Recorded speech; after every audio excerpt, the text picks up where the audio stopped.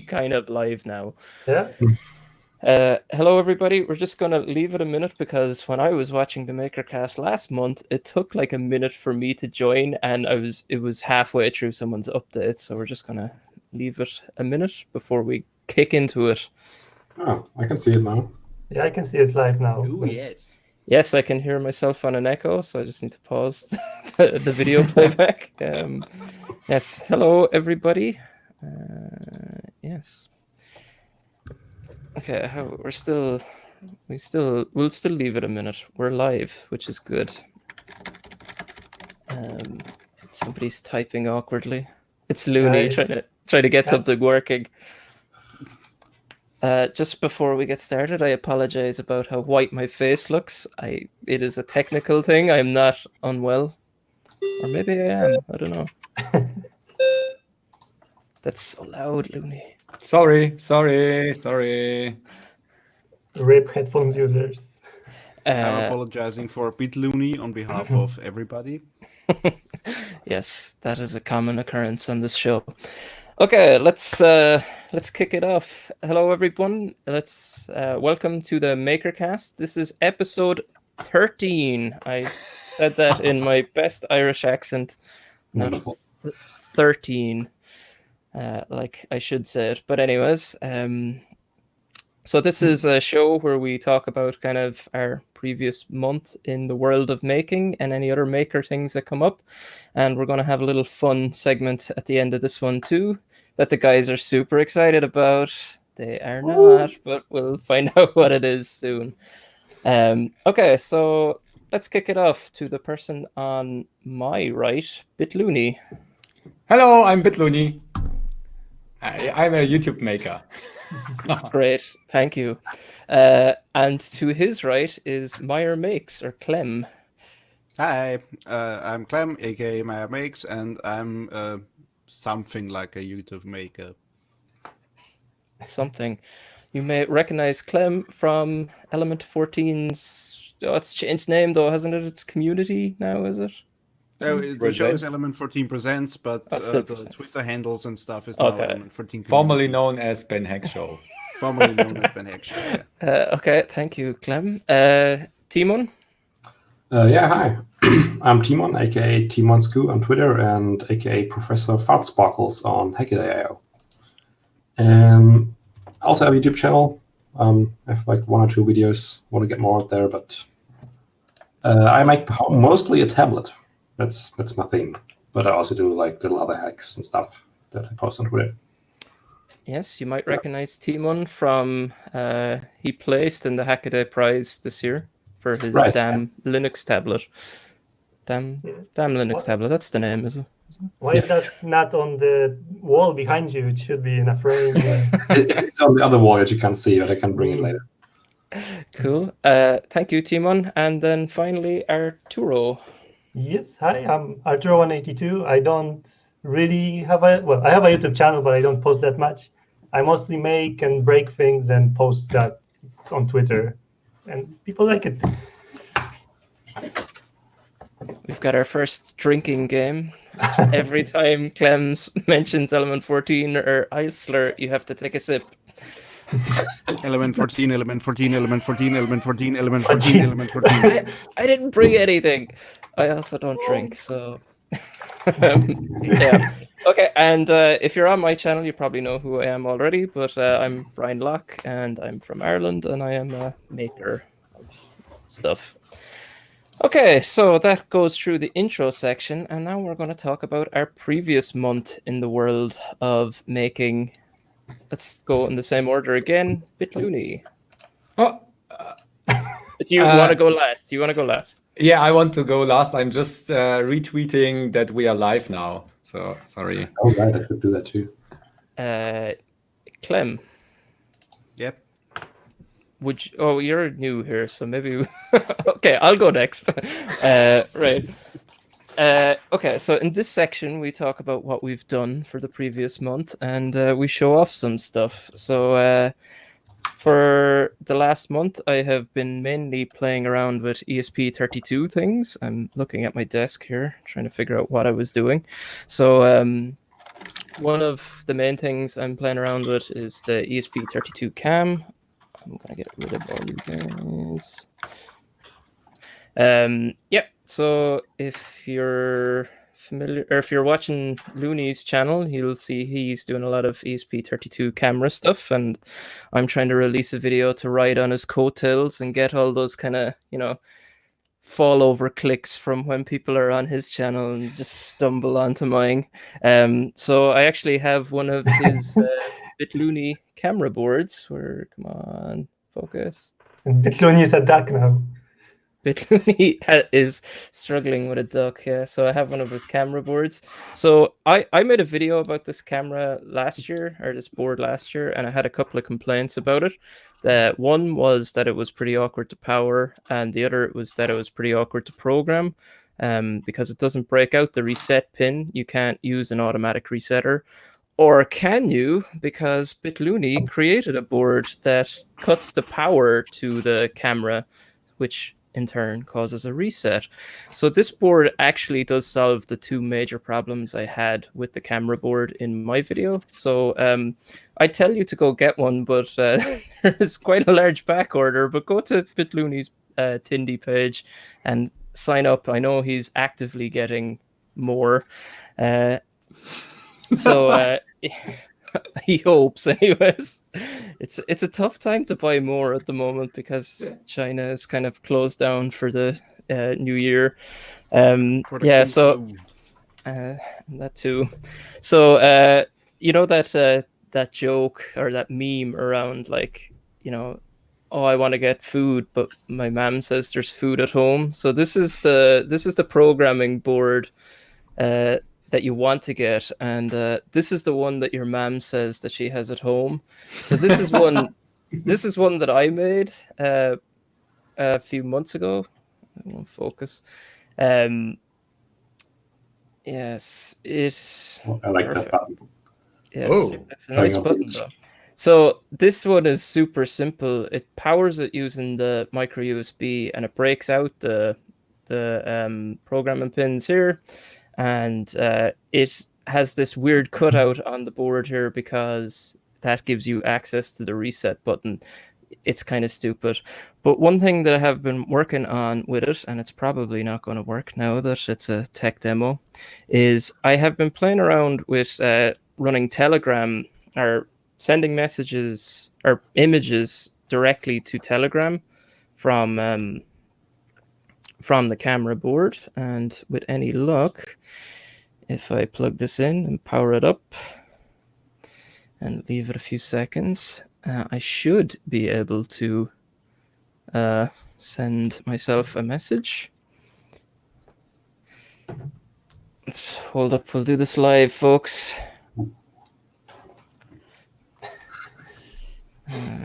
I really hope this works because I can't see if it's powered on or not properly. Yeah, yes. Here we go. There is. My phone is horribly dirty, but yes, you see the message. So that's a Telegram bot running on the ESP32, and it's sending the photo directly from the board to the Telegram API. So that's pretty nice. Still, you just leaked your fingerprints. yes, I absolutely did. There you go. You can have them again. Yeah, so that's one thing that I've been working on, the ESP2 or ESP32 camera thing. And then the other thing, one of the other things I was working on, I'll just briefly touch on it, is Bluetooth HID using the ESP32 board is something I didn't realize was possible till not that long ago, but it is possible, and I've been playing around with that, and it's pretty fun. Actually works quite well.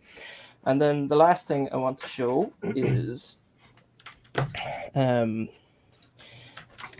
many people, I guess this is a one-way conversation, so I don't know how I would say this, but I recently started playing around with the nunchuck, the Wii nunchuck, as an input for like Arduino devices, and it's superb. I think it's probably the best input in terms of price, features, and ease of use.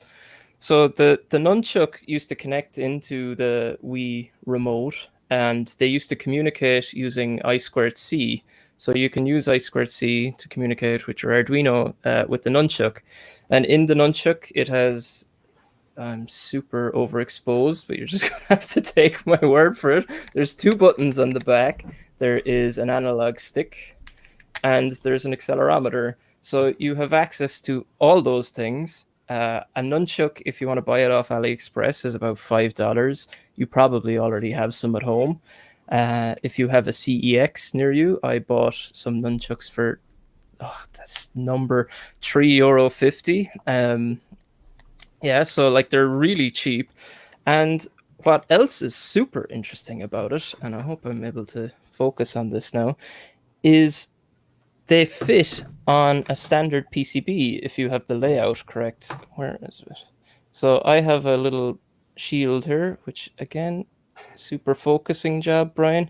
It's not like you do this YouTube stuff a lot. Yeah, the nunchuck just fits directly into a 1.6 millimeter 1.6 millimeter PCB. So yeah, there it is there. So I made a little shield for a Wemos D1 Mini that breaks out some pins for servos. So let me just avert your eyes because I'm going to bend down my camera and give you a nice shot of my jeans. Okay. So I have 2 servo motors on this cheap gimbal thing that you can buy from AliExpress. They are connected to my shield and also to my Wii remote. So let me just provide some power to the Wemos. And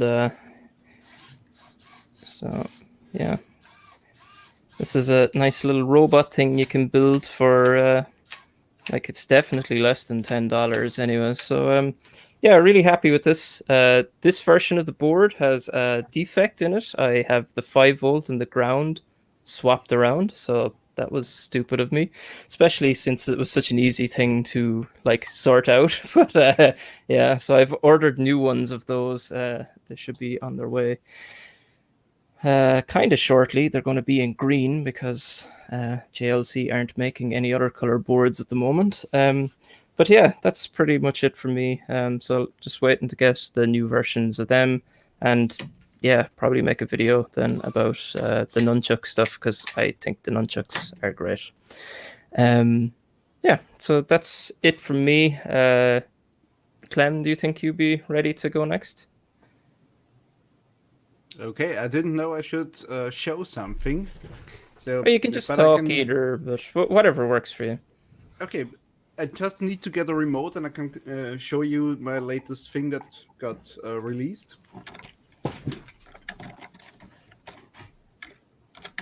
Yeah. Okay, I'm back again. So as you may have seen, my latest Element 14 Presents video was building giant room-sized speakers and light panels. And if I'm lucky, I'm just turn around the camera so you can see where they are. So they're on there on the top. These are 1, 2, 3, and a 4th one behind that wall. And if everything works, so now they light up. And those are all dimmable. So they make a soft light from above. There's like a rim light for the head. And to make better use of the space around, so I can use all the blue mats for filming parts, and they're also useful when I move that thing over there, like this one. That's my macro rig. I just move that over there, and then I have much better lighting. And there are also giant speakers, so everything of them, like the complete surface of that is like the membrane of a speaker, and I have 4 of those. So that means I can make pretty loud music, and you can hear it everywhere in the room. There's some serious envy of your workshop At least several several people have said It's all they made would, from garbage. they would kill for a workspace like that. And then No, Deshepu said, it's so small you wouldn't believe it. That's like 4 meters by 5 meters. That's like double the size I had before, but it's really confined. So there's a lot of stuff in there, but it's not big in that matter. And everything is built from trash. So all the furniture, that's my old furniture from my living room, or stuff I found in the garbage. And so like if you see that card over there, it says Maya Makes on there in blue. That was my workbench, my original one. It's still, and it's made from old shelving. So that was all the space I had in the beginning. And now it's that one, and it's not that big. All you have seen, that's my workshop. That's all of it. So every time I film something, I have to move cameras and lights out of the way to even move to the other side of the bench. It's tiny. It only looks big on camera. and with all people's maker spaces, I see a healthy dose of IKEA stuff floating around too. I think. Isn't there a lot of IKEA stuff, like those little buckets? Oh, my dogs are barking. Basically everything in here is IKEA. So that like these things behind me, I have 4 of those that are IKEA kitchen cabinets that I bought for €5 each when they were on sale. And also the tower next to me is also IKEA stuff. And the rest is my old furniture that I just recycled. So basically, yeah, my workshop is pretty much IKEA. Oh, and one thing, I hope the cable is long enough of my webcam. Whoop. So let's see if you can see. That is an Aneboda IKEA cabinet. I use that to paint. So that's like a paint booth. And it's also the wall of death. There are all the dev kits and computers that I killed, nailed onto there. So I keep track of what I've ruined, and also all the PCBs that I mischiefly designed. All the stuff that doesn't work is over there. So IKEA, pretty practical. That's really cool, because about the noise. I usually just throw away my mistake. I don't want to look at this, but you know, you have it. I want to have that in my face. Yeah, like, exactly. Don't do that again. That's like probably better than funny. me. Oh, and I also wanted to showcase this piece because I didn't make this. This was sent to me by a viewer. Cool. That's a shout out to Markus Hoffman, who made this with his laser cutter. Very nice. Thanks.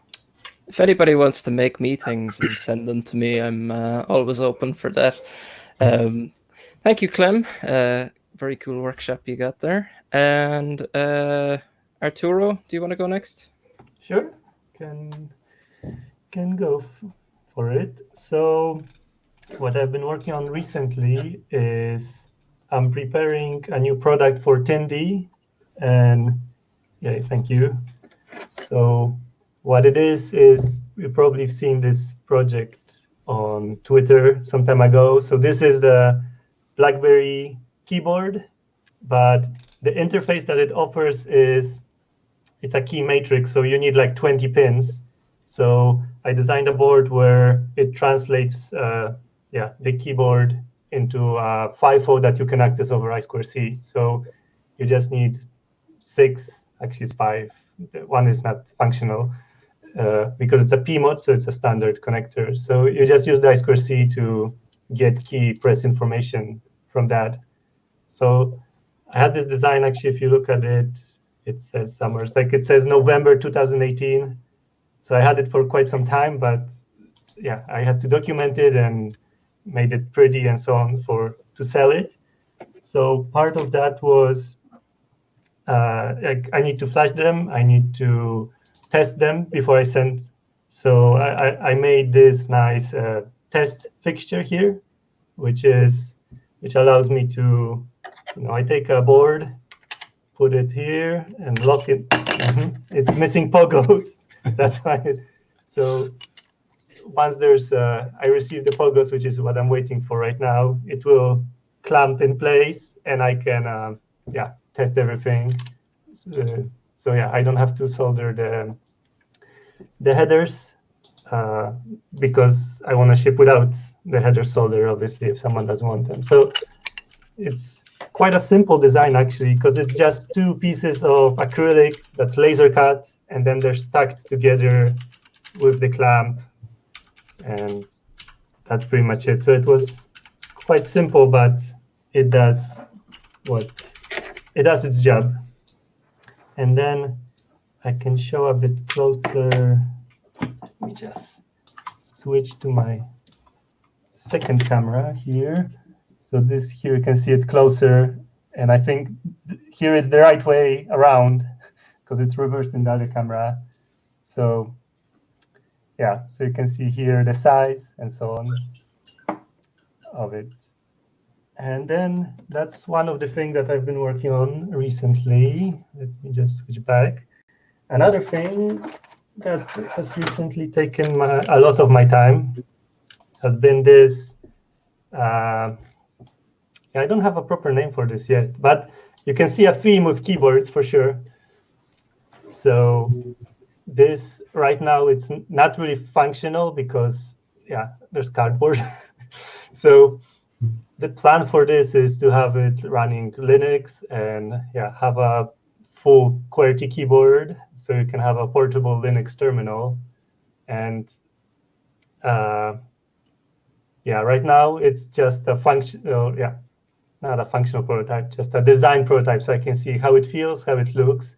But the nice thing here is that if I can get it out, the keyboard is actually a silicone, like a proper almost keyboard, which I have cast with silicone from a nice mold that Timon here has milled for me. So in his segment, I guess he can talk more about it, but you can see here the actual mold.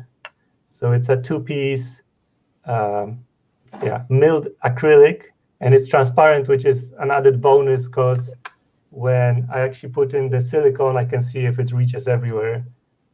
Because I have, if I show like here, you can see there's the main entry point where I put the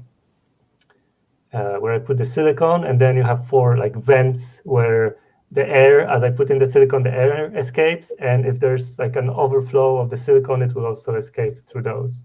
So it's really nice with it being transparent that I can see if it's gotten in everywhere.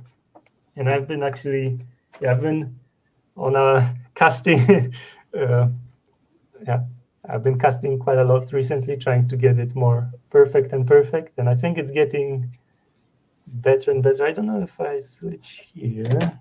Can you see? Not really. So exactly, if we see here, so like this is the first one I ever cast, and you can see the air bubbles are pretty bad because I don't have a proper degas chamber. So what I'm doing is, I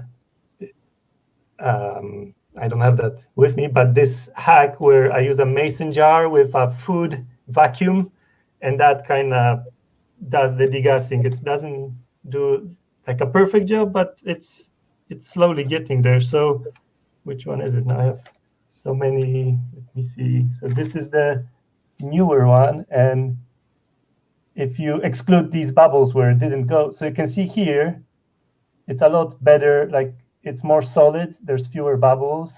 So actually, the degassing process is quite important here. And I see Sion asked if that's a hyperpixel. Yes, it is a hyperpixel from Pymoroni, and I managed to find these displays also on Alibaba. So I will in the future get them like directly without the board, so I can have a uniform single board. So it's easier and cheaper also, because there's not really a point to having this board when I can have my own single board. And then, for these keyboards, you can see here they have these like tiny. Maybe if I switch again here, they have these actuators. So how this will work is in this one, the PCB under the keyboard will have these metal, either micro switches or metal domes, if I can find a good way to source and kind of make them. So yeah, the keyboard will, when you press, it will activate those. So hopefully it looks good and it feels good when you're clicking around. So if I put this back, you can see here I think it's looking pretty okay. And the size, like I designed it for my hands, so hopefully it's good enough. And oh yeah, right, I have stuff. So here I have the previous kind of prototype, because you can notice between the prototypes of the keyboards, they differ in size. So this one has 6 rows and this one has 5 rows, because like this is hell of a lot of a keyboard, like it's really big. So I made this 2 different designs to see which one feels better. Like since this is so early in the prototyping stage, I'm still trying to figure out the size and everything. But right here I have a sheet of metal domes. If I switch again here, so these are individual ones, so I can peel one off and put it here on a PCB, but that's not great. Like if you want to produce multiple PCBs, you don't want to align these by hand. At least I don't want to. So you can obviously order custom one, like a custom sheet where everything is spaced out perfectly from China. But right now I'm talking to some manufacturers to see what's the cost of tooling and so on for that. So we'll see how that goes. And then actually to drive everything, what I'm looking at right now, since it's supposed to run Linux, then I have this dev board from NXP, and it has a IMX6, which is like a quad core, I don't quite remember, Cortex A53. It's a 64-bit with 2 gigs of RAM and 16 gigs of eMMC. And you can see the black part is a module, so you can actually take it off the board and connect it somewhere else with nice nice board-to-board connectors. So that's what I'm planning here to start with. Make a board that has the display and the keyboard, and then plug in this module and have that working, because that, like, you want to start simple, kind of don't want to start with designing a Linux board. That will come maybe later. Let's see. I have a question on that. Well, like it'd probably make your life a lot easier to use even something like a Raspberry Pi Zero. How come you want to go for a different board? Power, is it? Just to challenge myself, kind of.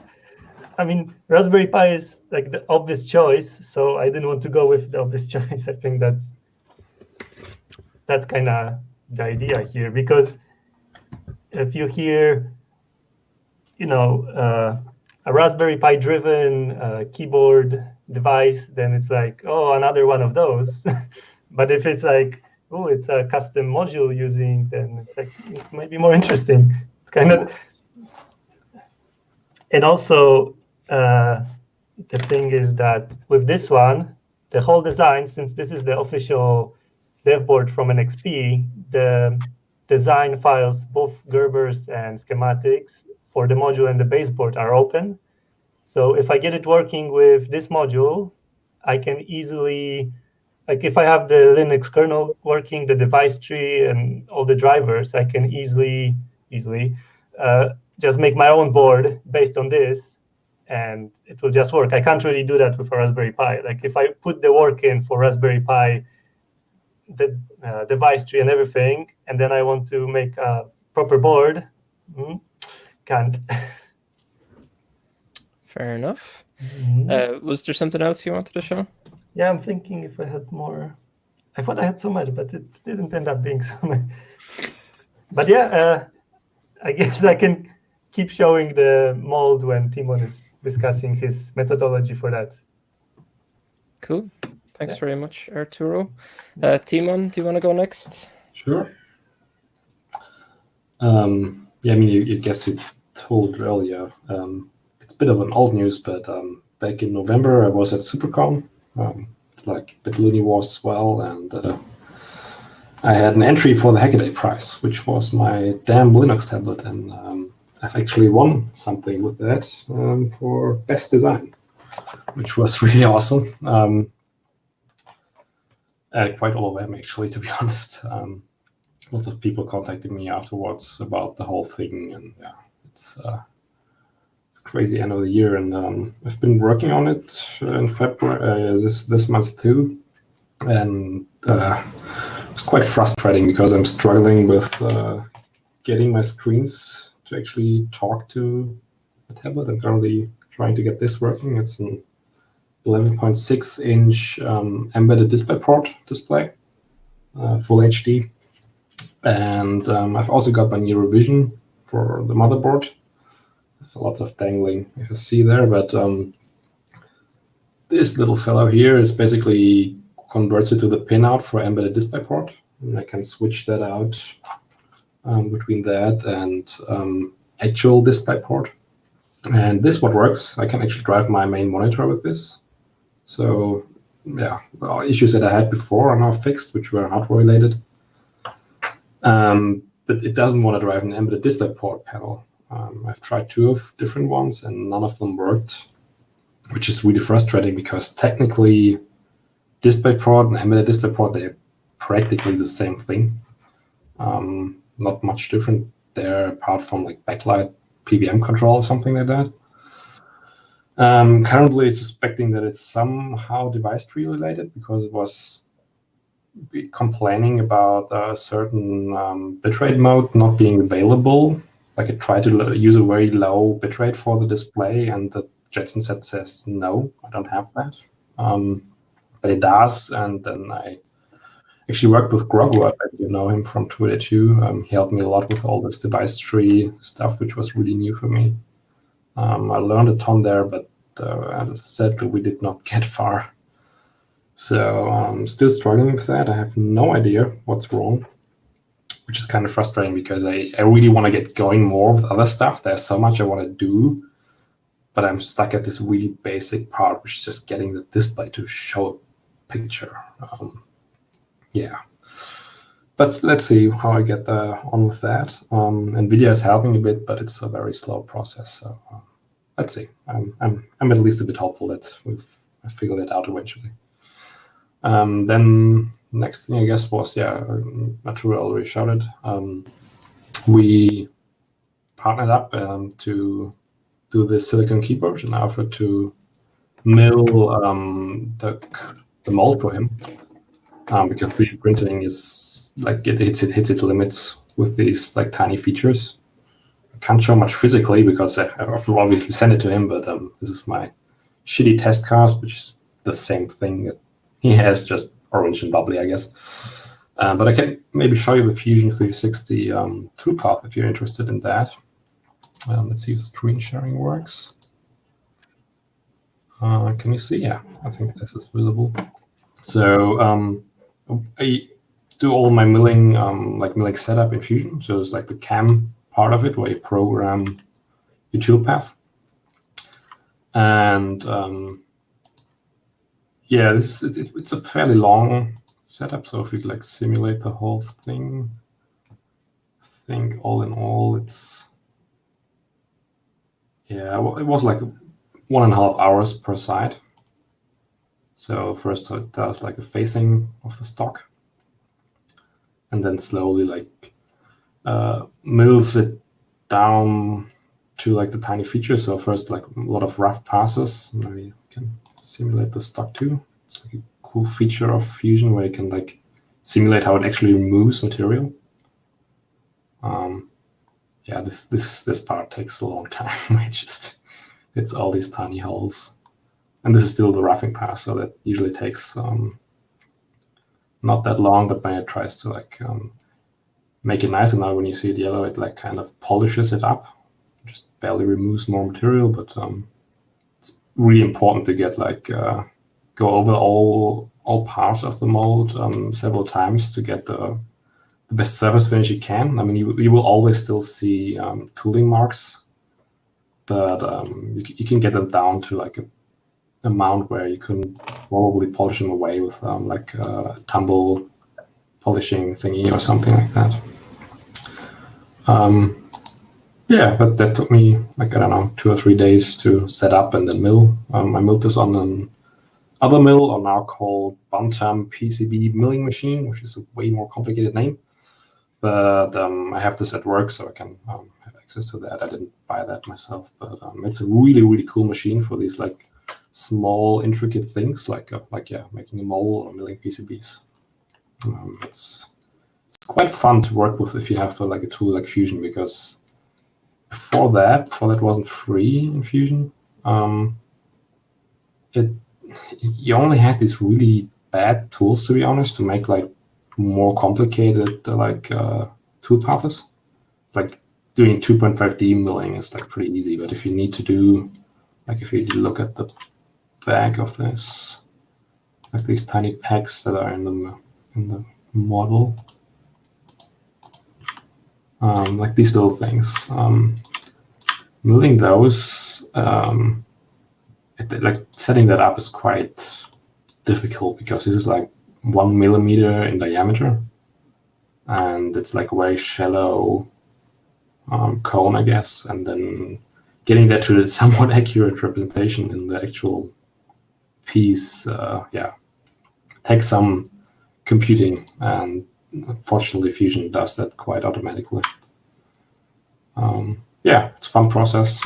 Was a cool little project, and I guess we will do more revisions in the future, which I'm excited about. And lastly, I did a case, which I can also show you here in digital and then in real life soon. This is for the Otter Iron, which is like a drop-in replacement PCB for the TS100, made by Jan Henrik. Oh yeah, there you got it. It's a really cool PCB. He gave me that mostly populated one at Congress, 3063. And I didn't really have a TS100 to put that PCB into. So I tried to start making my own case for this and like find out what's needed for that. And I've actually, maybe we can switch to my camera. He's actually in chat. Yeah, maybe you can plug yourself, Jan, with your link to your PCB. So I printed it, and maybe you can, yeah, thanks. Printed the whole thing, and came out quite nice. I'm still missing the screen, but Jan is sending me that soon, because LCSC is still not shipping, of course, because of the whole virus situation. I'm pretty happy how it came out. It's actually quite nice to use. I didn't really use it, but the hand feeling is quite nice. So it feels much nicer in the hand than the actual case, because it's not this oval shape, but actually like round, and got a bit of a taper at the end, so you don't like slip over it easily and burn yourself, which I've done before on the TS100. I printed this in on a Form 2, and I've got, maybe I can. Like one of the harder parts to find out was how to actually fix this in place, the actual iron tip. And maybe you can see the set screw here. I actually just used these off-the-shelf collar shafts, I think they are called, that you use for drills. So if you have like a drill press, you get these little collar shaft. This is like steel, but I use the stainless steel non-colored version of the actual thing, which you put around your drill bit, and then you can like fix it in place, so you have a fixed drill depth. And these cost like 80 cents per piece or less if you buy them in quantity. So those I pressed in here on the front, and then you can just put the iron tip in there and set the set screw. It's not perfectly because they use this odd diameter. It's like 5.45 millimeter in diameter, the iron tip. And I use a 6 millimeter collar shaft, but it works nice. It's very, very rigid. Very clicky buttons. I'm working with Jan on this, and I don't know what the plans are, but maybe we'll set a kit with the PCB and the case or something, or not. But I will definitely release this soon as open source, so everyone can print it. You can definitely also do it on FDM printer. I tried that, but doesn't look as pretty, I guess. I think that's it for me for the month. Oops, wrong one. Could you just give like a 20-second intro to the Otter? Oh, yeah, I think I glossed over that. Sorry. So Jan made this replacement PCB that just like fits right into the old, or like in the original case of the TS100, but instead of the DC barrel jack, it uses a USB-C power delivery. And this is different to the TS80, which uses USB-C, but this weird quick charge standard that was popular a while ago, I guess, but has a lot less power. And with USB power delivery, you get up to 100 watts. And like most notebook chargers are like 65 watts. So you have like a proper power there for like, soldering. So and you can use it actually with like power banks, I think, So like there are quite a few USB-C power delivery power banks. Like I take this with me on travel, or like I have my notebook power supply, which also USB power delivery. So this is a much nicer way to power these like portable irons. It's called the Otter iron, and I hope he linked to that. Yeah, he linked to this. Arturo linked to his GitHub page. Cool. Thanks, Timon. Looney, I've given you every opportunity now. If you don't have something working, I don't care. Talk. I actually finished debugging like 20 minutes ago. Okay, perfect. There is one lesson I learned from the demo scene. So if you know what that is there are like at the demo scene party, there are like deadlines where you have to turn in your release, so your demo. And what I learned there, the lesson is after the deadline is before the deadline. And there is if you're a little bit the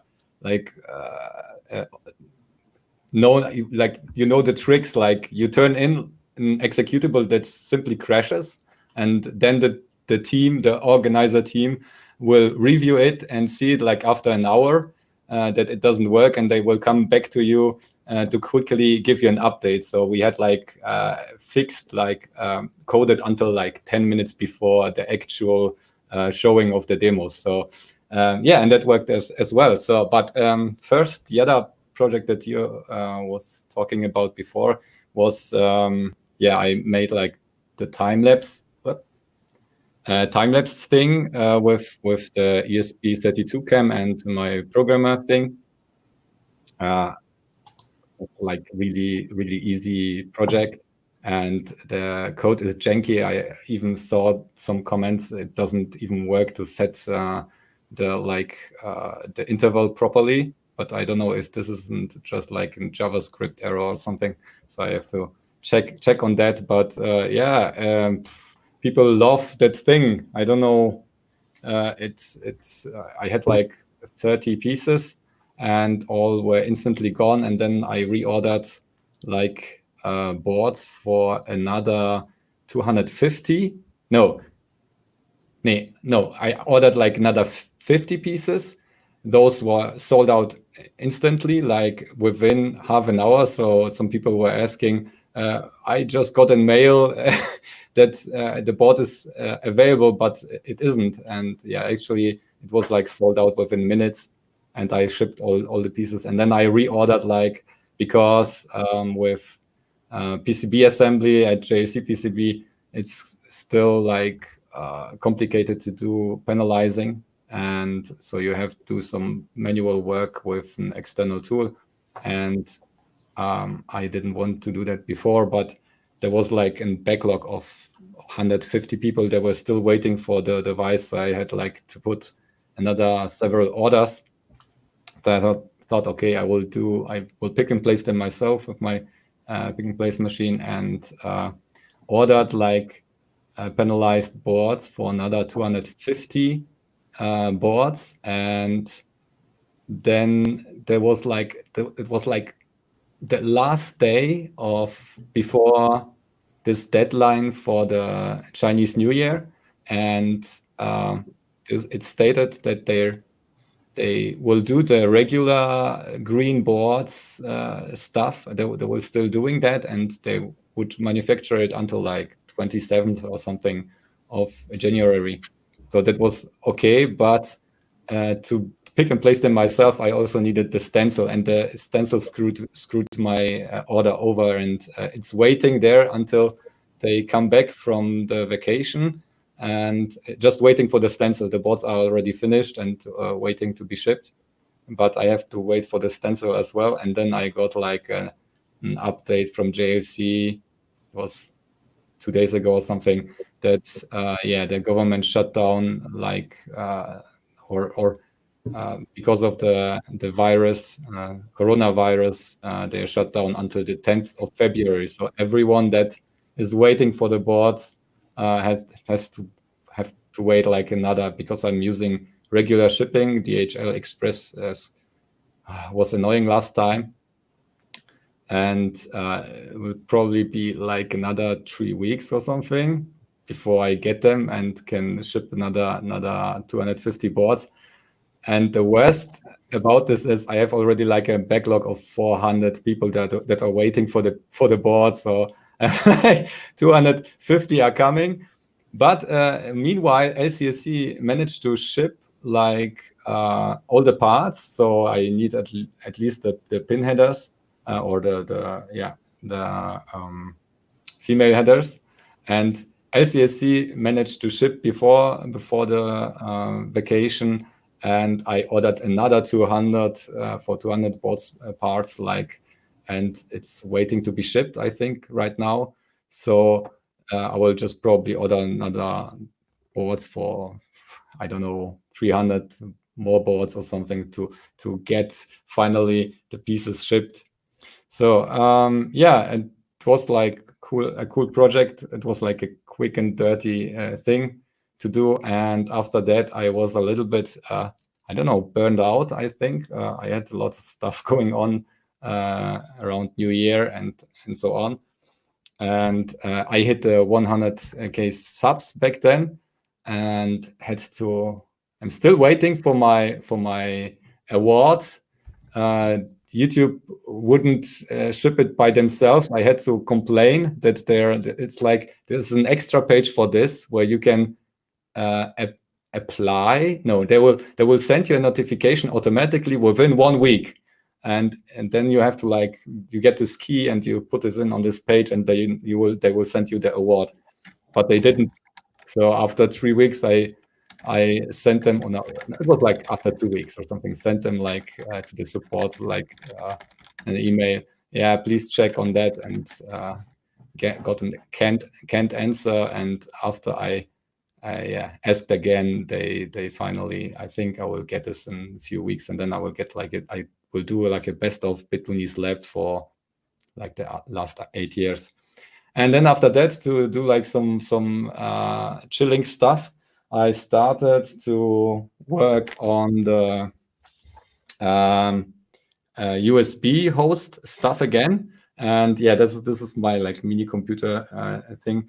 And I started to do some audio again, and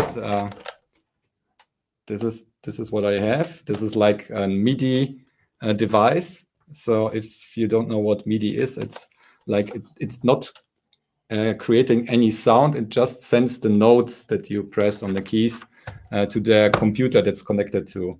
So this board interprets, like I have 2 MIDI devices connected here, and I coded like a synthesizer for the ESP32 that's converting like the MIDI input to actual audio that's coming out of this line out jack here. So maybe I can show it live. So I have like this APC Mini that you can buy. I have like, this is creating like a square wave synthesizer. I don't know how, is it loud enough or is it too loud? That's perfect. It's good enough. Okay, that's, so I have like some additional controls where I can control like the arpeggiator. So if I press like 2 notes,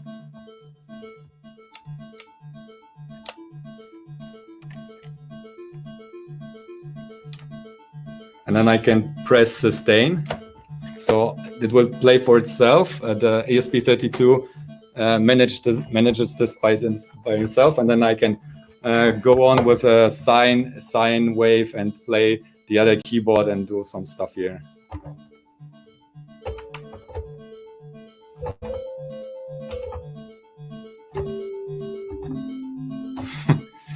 And I can do like the speed of the arpeggiator, crazy stuff like make them shorter, the notes, or pitch them. So there's a lot of stuff to do, but stop. I managed to do like the host MIDI host stuff. It's still not finished. I have to like create or do like the MIDI out, so I can light up all the buttons here. They have like, there are two color buttons, so I can code the sequencer on that one that you can control actually from the device, and then you'll be able just to on the go connect it to the ESP32 synthesizer, use maybe headphones, and make music like on the go. And that's the current project I'm working on, and it's and it's I think I want to do like a video tomorrow, but it's impossible. I'm doing too much at once, and probably will be a long video on that one. And it's a lot of fun to do some MIDI stuff again. The synthesizer, Lough, yeah, is that something you wrote as well? Yeah, that's not very difficult. It's like you have for each MIDI note, you have like a frequency. There is a table, and you use like a sine wave with that frequency, and you output it to your audio, and that's all you need to do. Then you have a simple synthesizer that does like sine wave. Sine wave is very basic, and then square wave is even simpler. It's like PWM. So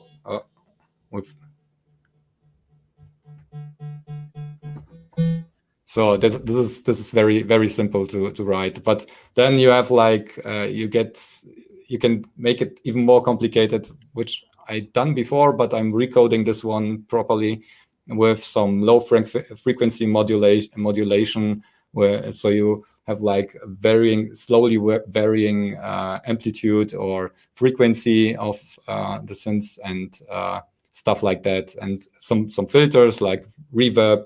And then it starts to sound really, really good. So this is very basic, like old school consoles or something. And then you can make it more sophisticated. Yeah, it was just the first thing that kind of popped into my head is like with the ESP32, you could have like a web-based synthesizer now, right? As in just, I don't know.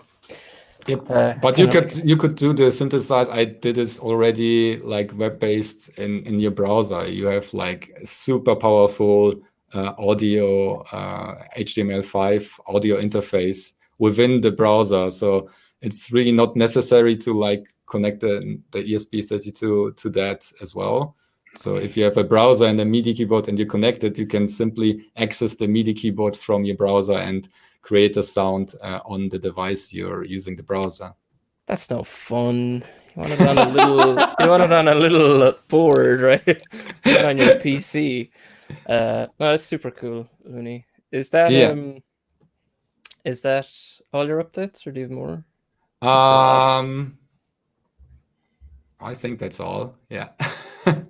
Okay. I probably forgot something, but doesn't matter. Okay, cool. So now, next section of the show, we do a quiz or something normally around this time. We're not doing a quiz. Quiz? Oh no! No, sorry, no quiz. So for the last few weeks, I've been watching a show called Taskmaster.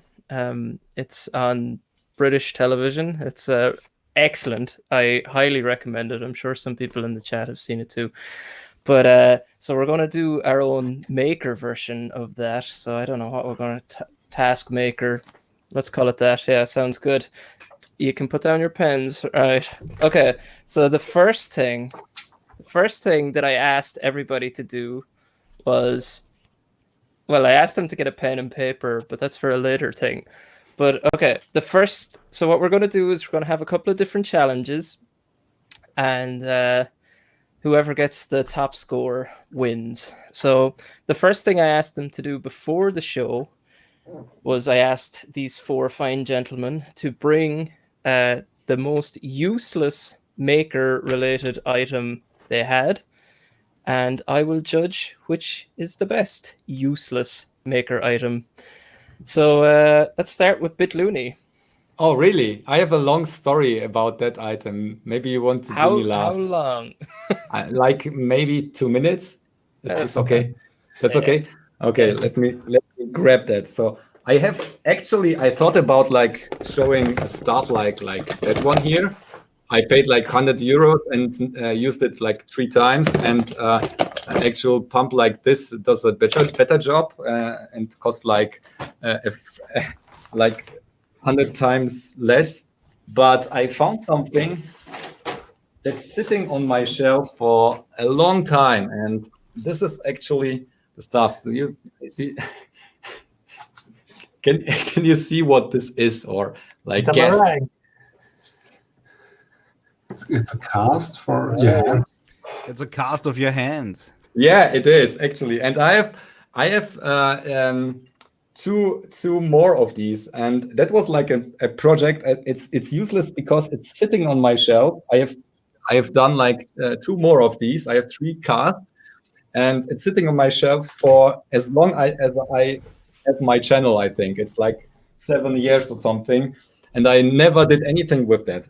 And the story behind it is quite maybe amusing, because I can maybe show something else. Wasn't it one thing? So it absolutely was one thing. But, yeah. This is something I made from such a similar cast like 20 years ago. That's completely from lead, and I did it on like a grill. So, and that's like an art project that I made. And I thought, okay, I wanted to do like, if I ever lose my right hand because of making stuff in my workshop, so I have to have my replacement replacement hand already ready. So I thought about creating like a robot hand with that's actually identical to my right hand as it is. So as I was familiar with creating like such a cast, I took like a plastic box and put in the plaster and put my hand in like that. And I did this, if you saw, it was no problem like that to have it like until this level of plaster. It was no problem whatsoever. But I wanted to have like a little bit more of my hand in this cast, so in one piece. So I put my hand in, and then it started to harden. and then I wanted to pull it out, since it was already like somewhat stiff, and I couldn't get my hand out. And then it got, if you ever worked with like gypsum, you know it's getting hot if you have like a huge cast, and it started to getting hot inside. So where my fingers were, I couldn't get my hand out. And then I started really to panic, since my hand was like really boiling inside. The actual like I put it underneath cold water, but the water wasn't getting inside, and I really was in panic, since my hand was really boiling inside. And then I put it out of the box and ran outside of my flat, and then like yanked it against like concrete stairs, but it wouldn't come apart. It was like sitting on my hand, and it was like glowing hot, and I couldn't get it off. And this gypsum was everywhere. It was like all over the place. And I went inside, and then I took a hammer and hammered like from the other side, where my hand was sitting like so, and it was like this, and I hammered from the other side, and I was able to get like openings where my fingers are, like small openings, but still had like a huge cast on my hand. And then I was able to like put some cold water that was flowing like out of these holes, and I was able to get my hand like to get it cold. And then I don't know how I get my hand out. Maybe I just half an hour. It was really not coming apart. So gypsum apparently isn't like very brittle if it's still wet. So I wasn't able to get my hand out. And then after I got my hand out, it was really like cooked. This complete skin was really pale and cooked like chicken. And and I almost lost my hand because I wanted to create a replacement robot hand. So it was really, really crazy story about that. And yeah, now that I have like learned from this lesson, and then I'm doing like, if I ever do like cast, I do it like 2 parts. I just put my hand flat on this gypsum, and then waiting until it's hard, and then I'll spray it with some oil or put something in between, and do the other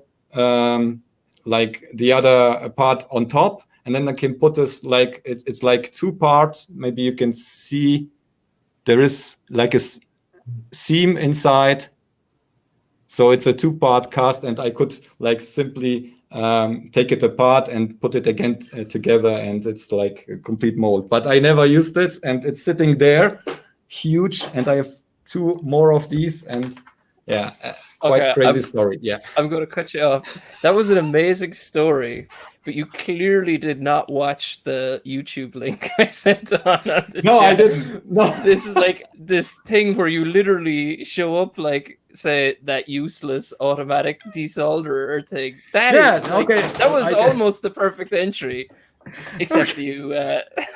So an amazing story, a terrible entry to this competition. Oh, I'm sorry, I broke it. Okay, so let's start all over again. So no, don't worry. You're just gonna get like very low points. Don't worry about it. Okay, Clem, please say your story is not that long. No. Just on behalf of the topic, I have a casting of my face here. That's made from a 3D scan, and I broke the 3D print of that, so I made a casting of the remains, so I could have that. But my actual thing is this one. Does anybody know what that is? No. Micro. Me neither. Nobody does. microamps, doesn't it say microamps? Yeah, it says microamps, yeah. But so this thing came of the possession of like a first generation maker who died, and I basically raided his home for the remains, and I bought a lot of his equipment from the family, and that was in there.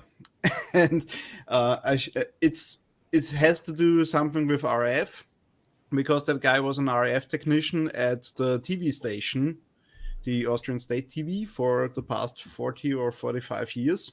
So I knew that was something like homemade test equipment, but nobody could explain me what it is. I showed it to people in the RF community. It has grounding wires. It has a knob for apparently volume, on-off switch, an antenna that you can detach, and a lot of inputs. And in there is just one. It's made from copper. That's soldered copper and brass. And in there is only one IC, and I couldn't find a data sheet for that one.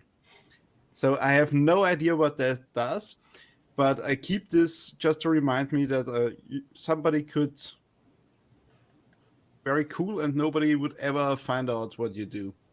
So that's just a useless thing that I keep around just because it's pretty awesome. And somebody built this like a lot of years ago. The battery was last changed in September of 1995. That's the only date I have on this. Yeah, that's my entry. That is interesting. John McRae says it might be a field strength meter for RF. So maybe. Probably. Who knows? Maybe it it's has harvesting. So only field is. I think it's not just signal strength or something like that, because it has a lot of inputs and ground reference. So it was also nice for you to add that big downer of like what we build is useless because nobody will be able to figure it out or whatever. That was nice. Okay, I'm pretty sure if my grandkids that I may have someday would find the stuff that I made in my workshop, they would just think I've gone mad. And yeah, as the guys are pointing out, just hashtag it with documentation on Twitter and it'll be fine. They'll figure it out. Okay, thank you, Clem. Timon? Yeah, I've found this attachment for power drills, which is this guy. I've no use for this. I guess it can. That's cool. Power drill toilet cleaner. But I don't know what you do with your toilet, but I never had a use a power drill. But you can, attach it. but keep it away from your hair. Sorry if it was a lot. I bought this in a set of like other brushes. Like it's actually kind of handy to have a brush on your drill, but it was also included this thing, which is just That's never used for this. That's meant. You'll never clean your toilet. Black one. Not with a drill. Just telling. Thank you, Timon. That is a great entry. Maybe we should have started with you. Arturo? Yeah, I think my thing doesn't quite fit other items. It's more, I don't know, controversial or cheeky, if I can get it to start. Oops. Oh, the anticipation.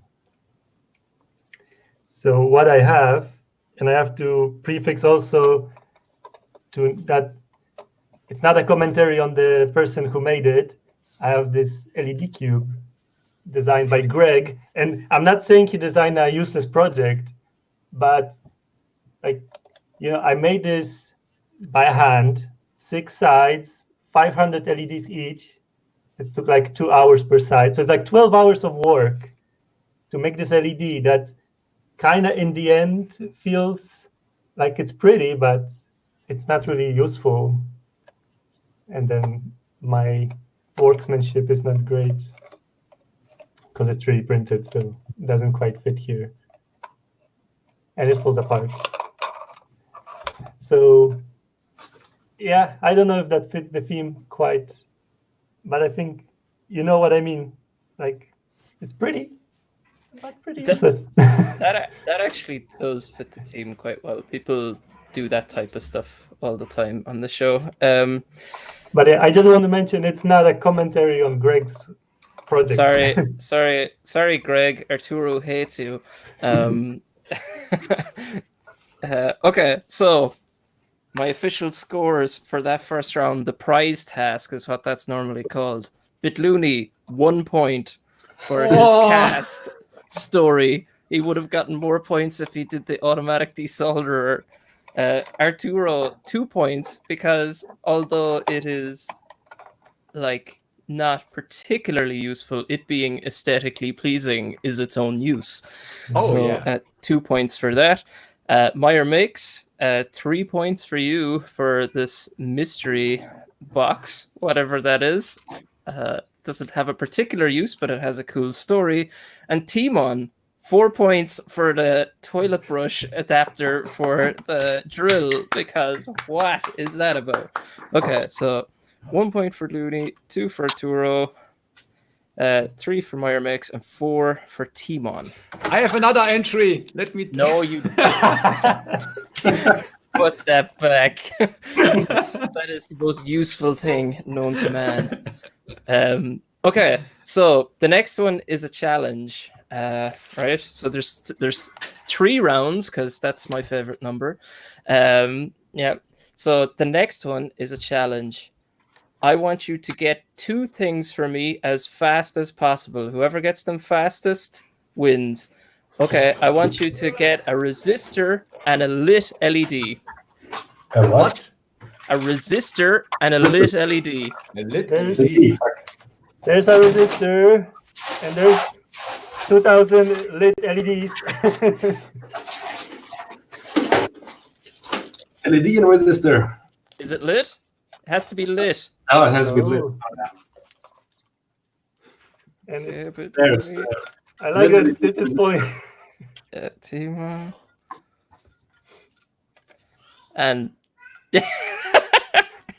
yes, okay. Thank you, everybody. So very clever, Arturo. You got to the crux of it straight away. Most people showed me actual resistors, like true hole resistors. You showed me a resistor on a PCB. That was perfectly fine. That was all I asked you to do. And lit LEDs. Luckily, you had a cube in your hand full of them. So Arturo got 4 points for that, for doing it the quickest. Bitluni was second, so he gets 3 points. Timon was third and gets 2 points. And Meyer Mix got 1 point because he only realized he had the LED behind him after that. So, yes. Okay. Good job.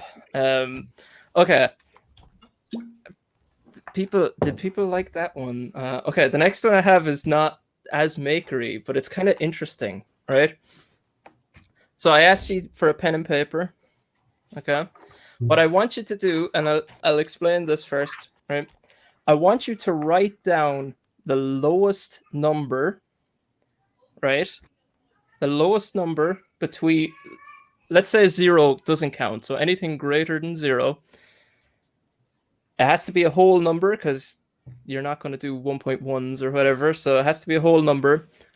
And it has to be unique, a unique entry. So the lowest unique entry wins. So if I give you an example, if 2 people put down the number 1, they aren't going to win. Does that make sense? Yeah. Do you want me to give you another example, or are you happy with that? So the lowest unique number wins. Positive, you said. Above 0. Positive whole number, yep.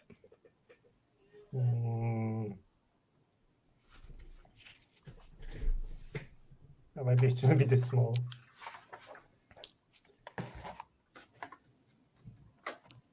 Okay, do you all have your entry? What if we all have the same number? Then we'll play again. Show it up to the camera. Fuck.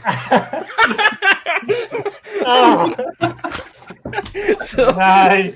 Bitluni with 4 points with the number 1. Greed wins in this world. Yes, Reverse Greed does psychology win.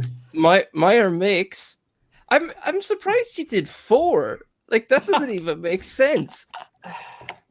I mean, It thought totally they makes all- sense. It was like the most common number that the people So took. Meyer makes came next. He had 3. He gets 3 points for it too.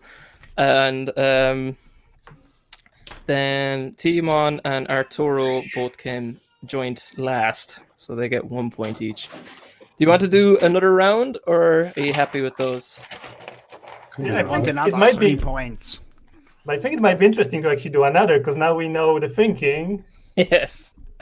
Okay.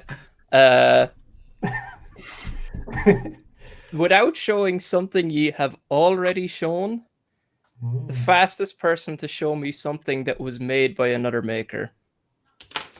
Where's it? There. You've already shown that, Meyer Mix. bitluni, Damn. you've already Yeah. shown that. Oh, okay. So disqualified. Oh, Was Timon the only correct entry? yep. Timon, 4 points, 0 for everybody else. I clearly stated you couldn't show something that was already made. How was that made by another That's from maker? Dave. Oh, it's from Dave. Discount. Oh, sorry. I thought that was a spool of what's that stuff for desoldering? Braid. It looked like braid when it was unfocused. Yes. Okay. Do you want? Yeah, we'll do one more round. That'll brings us to 5 rounds. I just need to think of something. And I hope you're not as fast this time. Looney, something. No, we mightn't do a speed one. It was impossible to keep track of who won there. Like, yeah, you all came. So, okay, let's do another one. Okay, what we'll do is we'll go in. We'll go in a clockwise circle. So bitluni, Meyer Makes, Arturo, Timon. And what I want you to do is name a maker tool. So I'll start you off like soldering iron, right? And I don't want you to go super deep into like you can't go specific tools or heads or whatever. It has to be a generic thing like screwdriver. There's 2 gone, right?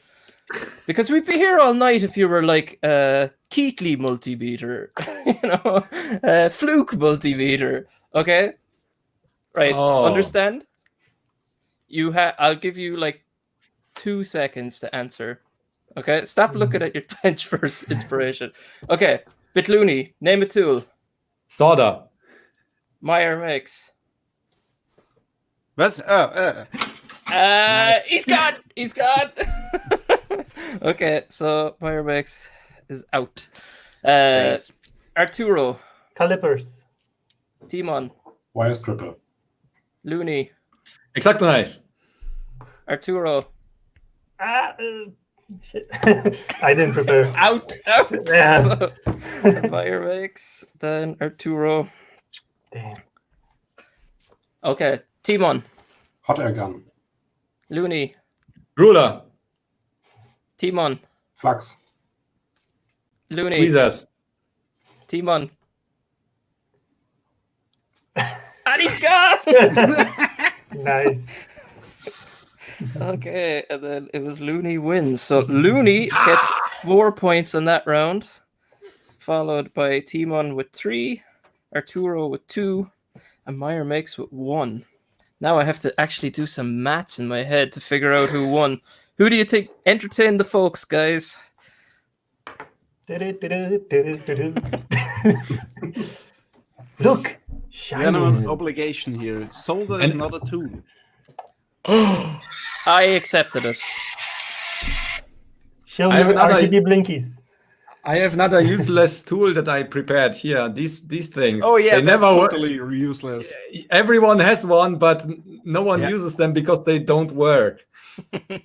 That would have been a good There's entry. only one thing you can do with that, and that is cutting M3 bolts. Oh, okay. This is the only That's use that I something. ever had with that. You put it in Oh, the yeah, M4 true. hole. True. Yeah, you have these holes there. Okay. Yeah, I never used that. Another entry I was thinking about was like flathead screwdrivers. They're not used for flathead screws anymore. They're just like for like prying stuff or something, opening. That's a use. Yeah, but Yeah. I do only use them for prying things too. You're right. Okay, so who do you think won? bitluni looks Probably pretty me. confident. I like the confidence. Okay, In last place with 8 points, Meyer Makes. Thank you. You can now go and build me a church. Thank you.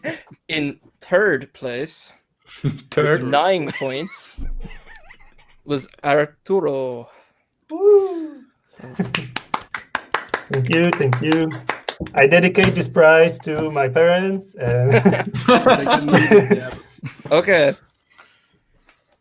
There was 2 points separating the top two. And the winner of tonight's show of, what did I call it? Taskmaker is Timon with 14 points.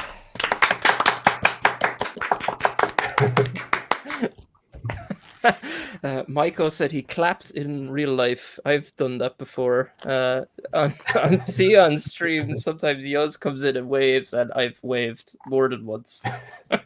Sitting in my room. What an idiot. Okay, let's open the floor to questions. We've been going for an hour and 20 minutes, but we might finish at 30 minutes past. So, anyone have any questions they'd like to ask in the chat? Or does anybody have anything they want to talk about here? Anything you want to pimp out? I was wondering, No. Looney, because you mentioned you need to wait for China for stencils, but you can get stencils also, in Europe and in US. And I mean, at this point, it's kind of like 2 weeks left. So, yeah. Yeah, but the boards, I could order another batch from German supplier now with a new stencil, but it probably will take also 2 weeks or 3 weeks. I don't know. It's not so urgent for me. I had to laugh at this. How long did Elephant 19 give you to make the last bit? Quick, someone buy that domain. Quick. Element 14. Squarespace. Yeah. Thank you to the sponsors. In reality, it's like that. I make several projects at the same time, and I usually have as long as I take for that. But that one was pretty much made in a week. Cool. Thank you. Did you watch that YouTube Maker? It's how they are called. They made the speakers that are really calculated to be perfectly. Yeah, okay, you watched that one. Yes. Okay. And I also implemented those findings. So the position of all the parts and the weight of the parts is basically calculated with that. It's the same material that he proposed. What was the original channel? I don't know the name anymore. It was Applied Science Bits or no? Sorry? No, something like engineering or science, applied science or something like that. No, applied science isn't. It's Yeah. Yeah, okay. We may link that down below. We may. Yeah, but I tried to incorporate some of these findings, but turns out that the panels behave a bit differently depending on if you have them hanging on the wall or if you have them hanging on 4 points. And I couldn't make them completely free moving because then I would have them too low for my setup. The room is only 2.20 meters high. So they are about 15 centimeters below the ceiling level, so that they would go too low if I have them completely free moving. So they could be better. So Electron Nash said technology thingy bob. So that's possibly it. Tetra 3D Print has a question for you, Looney. Anywhere we can see some of your productions you worked on in the demo scene? Oh, explain the demo scene in a sentence too. In a sentence? Not a story. Oh, okay. Let me tell you a story. Get around, children. Yeah, maybe like a paragraph.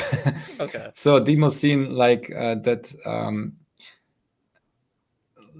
earlier hackers that cracked games or something added small intros that would run whenever you run the hack, and it showed something off on the screen like graphics, music, and stuff like that. And that was somewhat the origination of the demo scene, and they started to do conventions and do meetups where they show off like with demos, several categories like C64, Amiga demos, and PC demos and stuff like that. Also music, streaming music, and like this tracker music, like mods, if you know that. So really old school stuff. And there are still like parties. Actually, there was one in the city that I lived a long time ago between Christmas and New Year, but I was really busy that time, so I couldn't go there. And you can see some of my entries. My group name was Bitpopler, and on poet.net was like some of these, or scene.org. That's an archive of all demos and intros that you could have been there. But actually, most of them wouldn't run anymore, since I was doing like size coding, and it was like 4K intros that were self-extracting batch files and stuff like that wouldn't work right now with Windows 10. But I have some maybe screen captures that I could link later or now, of like few intros. You could do a Bitpopler's showcase on your channel, or on bitluni's trash. No, I don't have anything like that. Bitpopler's, maybe there is a site. There is, with a nice photo of you. Yeah. Probably. Oh yeah, is there? Bitpopler.de. Yes, maybe. Yeah. Releases. Yeah, it is. Yeah. Oh man, that's old. We're about to crash this website, probably. Yeah. Some trash there. Yeah, but that are not all releases. I can link something. Okay, another question maybe. Yes. Do we have any other questions? I don't see any. Does anyone have anything they want to talk about?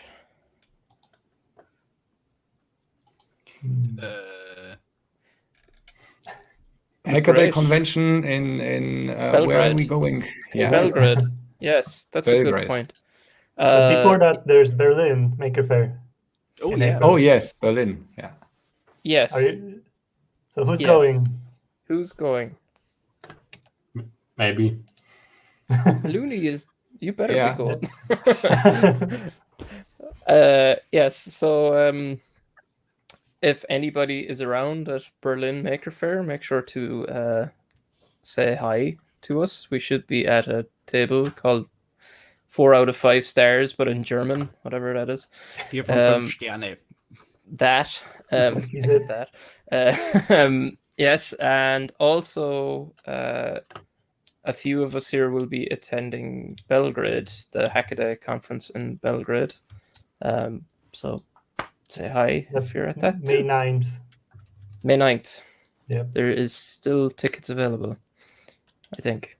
Yes. Yes, they keep tweeting about it, so there must be. Yeah. Not the early bird ones, but the regular. I honestly, I was sick. I was disgusted. So it released on a Monday or something, and I was working up in Dublin on Monday, which I wouldn't normally be. And when I came home from work, I saw somebody tweeted about it, probably you, Arturo, that the tickets were available, and I was like, oh, and I looked it up, and I was on my phone, and I was like, oh, there's early bird ones. I'll just have dinner and like talk to my family, and I'll buy them when I'm on my PC later. And then I saw they tweeted out saying the early birds are nearly gone. I was like, what? And I went on my phone, like reloaded the page. I had that page open and they were gone. I was like, this cost me €25 hanging out with my family. Thanks, family. They can probably hear me. I'm sorry. I'm sorry, family. I love you. We have questions. Yeah, David Watts. Any YouTube videos coming from Arturo? Yeah. I don't, as you can see on my channel, I don't really do like produced videos. I just click the stream button and do stuff. So that might happen. I'm not sure. Like recently, I guess I haven't been KiCading that much, so maybe that's why. But once China restarts, I will probably jump on the KiCad train, and I need to make a PCB for this one, so I might. It's just I don't really want to get into making produced videos because like I know it takes time, so I don't want to take time away from my free time that I use for my projects. And if I'm streaming as I'm working, that's free. I just click the button and I would do that anyway. So that's why streaming works for me, I think. So no concrete dates yet. Yes, like what you said is exactly why I started streaming in the first place. I was like, how can I produce more content? And I was like, well, if I live stream, I don't have to edit, which is great. Listen, I just stream, and when it's done, you just walk away. It's done. And maybe you have to add a few links or something, but it's pretty straightforward. So that was why I started live streaming for sure. So I get your point, but being a YouTuber is such a lucrative endeavor, Arturo. It pays very well. It does that. It absolutely does that. But I think the streamers in 5 years. You made what? Sorry? That's my YouTube income. How much? Yeah, we didn't hear the money. 71 euros in 9 years. And this year they kicked me out of the program and sent me a check for 2.4 euros. And your bank will probably charge you €5 to cash it. Probably. Yes. Yeah, actually, I don't mind saying it, but so I'm 3 years in of YouTube. I cashed out for the first time from YouTube ads there because I didn't actually have my payment set up. Does anyone want to guess how much money I earned in 3 years? 71 euros and 9 cents. It's more 22. than that. It's more than that. Okay. Yeah, it has 300? to be because they don't pay it if it's below. 300. Okay, that's the next. This could have been one of the Makercast or the Task Maker ones. Yes, Timon, do you want to give a guess as well? 150. Okay, so it's more than that. But I have I nearly have a million views on my channel, and for those 1 million views, I earned €800 in 3 years. So not that bad. I mean, compared to what Mayor says. It's way better than Mayor makes paid, but still. Maya gets paid by Element 14. Yeah, not by that's a YouTube. different kind of video. Also, yeah, you were creating my videos. YouTube earnings from my own personal channel, where I only fooled around and learned how to use a camera. Yeah. Yes, but so just as a thing, you need to earn multiple millions of views to earn more than €1,000. So let that be a warning for anybody who wants to make YouTube videos to make money.